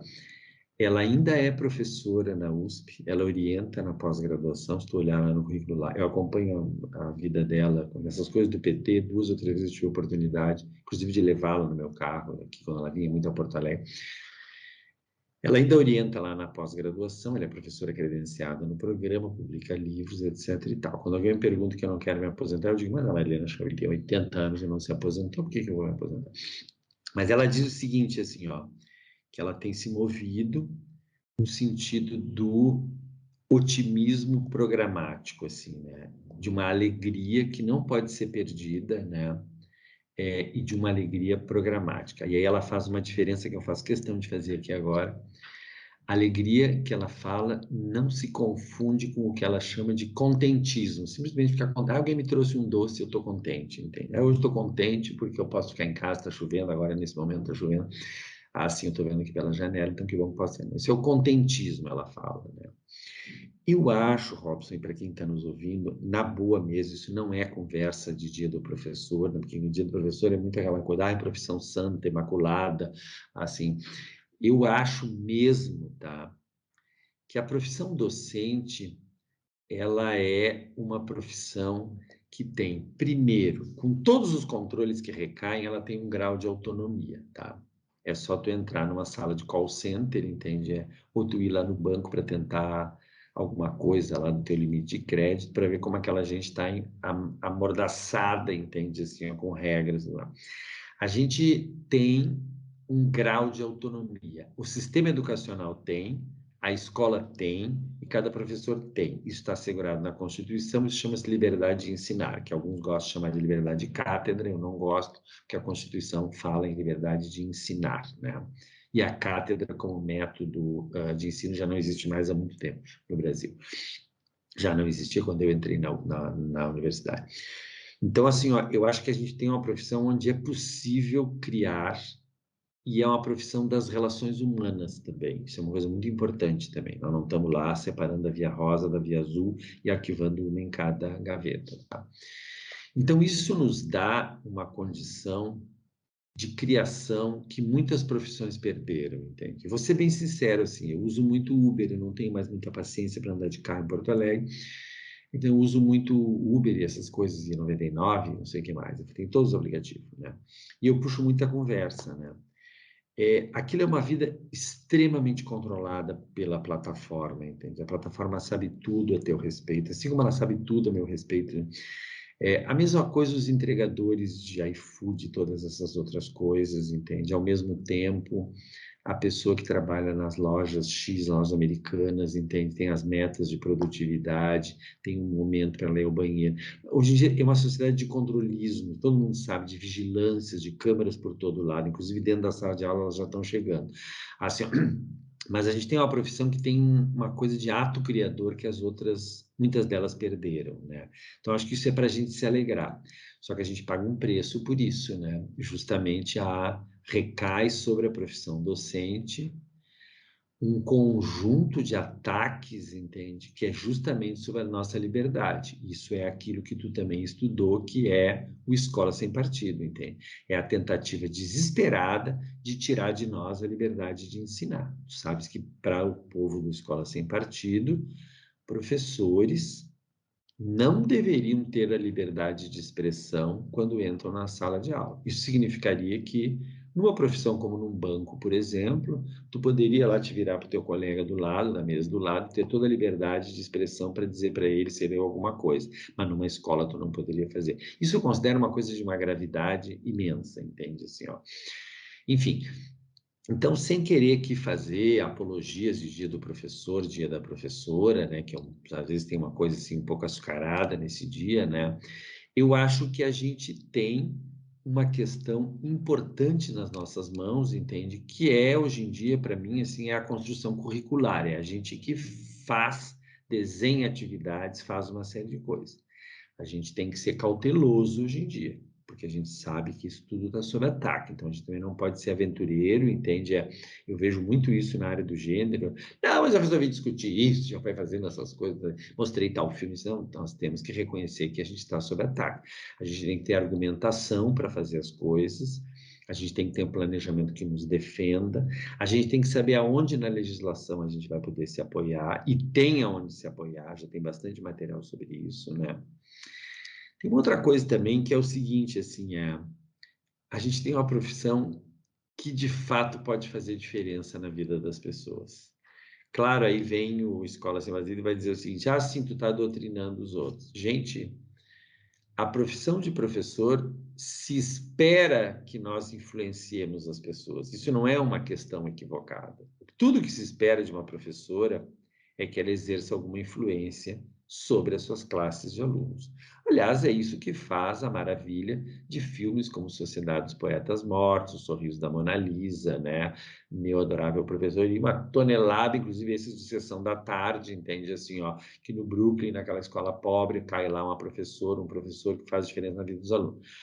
Isso é que faz. Então, é para isso que nós somos pagos, é sempre para isso, para fazer uma diferença. Assim como ser pai e mãe é fazer diferença, assim como ser o celebrante de alguma religião é para fazer diferença frente aos seus fiéis, né? Eu considero esse discurso de que nós deveríamos ser, como diz o Miguel Najib, burocratas da educação, que deveríamos ser neutros e não fazer diferença. Isso é de uma estupidez completa e absoluta, isso é um emborrecimento total, entende? Não, a gente quer fazer diferença. Agora, é claro que há limites para isso, eu não vou obrigar a pessoa. Eu reproduzi num artigo que eu publiquei há um tempo atrás, um artigo curto na revista do Simpro aqui, que deu uma grande distribuição, inclusive, fiquei muito feliz. Eu reproduzi uma situação que eu tirei de sentenças da Suprema Corte Americana, né? Se tu tens na sala de aula alunos que acreditam no criacionismo, não há nenhum problema, diz a Suprema Corte, que tu faça esses alunos estudarem o evolucionismo, porque é para isso que eles estão na escola. O que tu não podes fazer, que aí vai além da tua liberdade de ensinar, né? O que tu não podes fazer é humilhar os alunos pelas suas crenças, né? Mas tu tens o dever, é para isso que eles vão para a escola, de mostrar a eles que existem outras explicações para o surgimento da vida na Terra, né?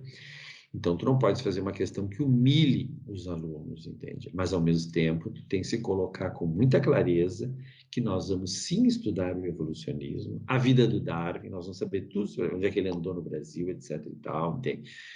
Agora, como todo mundo sabe, uma vez passado por nós, se o aluno quiser seguir acreditando aquilo ou não, nós não temos nenhuma ingerência sobre isso, entende? Nós temos menos ingerência do que os pais, por exemplo, que acompanham mais. Mas passa por nós. Muitos de nós só foram nossos alunos por um ano. Alguns nos últimos, como eu estou na URGS há muito tempo, alguns alunos foram meus alunos só por um semestre, entende? Assim, ó. Então, alguma coisa que eu disse, eles guardaram, outras eles não concordaram, né? Mas nós somos pagos para esta modalidade de influência. Isso está também num artigo que eu discuto, uma categoria que eu queria continuar e não tive tempo, que é de tomar o professor como um adulto de referência. Não é a questão do professor educador do Paulo Freire, isso é uma outra discussão. É assim, o adulto de referência é alguém que o jovem pode chegar para ti, Robson, e pode perguntar a tua opinião sobre uma música que ele gostou, da Madonna, tá? Eu vou dar alguns exemplos. Isso não tem a ver com a aula de história, é porque tu opera uma política pública de educação e ele quer ouvir a tua opinião. Ele quer ouvir a tua opinião sobre, por exemplo, algumas letras de funk, como os alunos já vieram me perguntar em escola. Eu digo, olha, eu não gosto dessa letra, entende? Assim, ó, primeiro que não é o meu gosto musical, e segundo que olha o jeito como ela se refere às mulheres. Querem ouvir a minha opinião, assim como querem perguntar. Então, a gente, na verdade, tem este dever formativo, né? Então, vai muito além da nossa disciplina. Então, eu encerraria dizendo assim que tem uma frase que não é minha também, vou encerrar com ela, assim, né?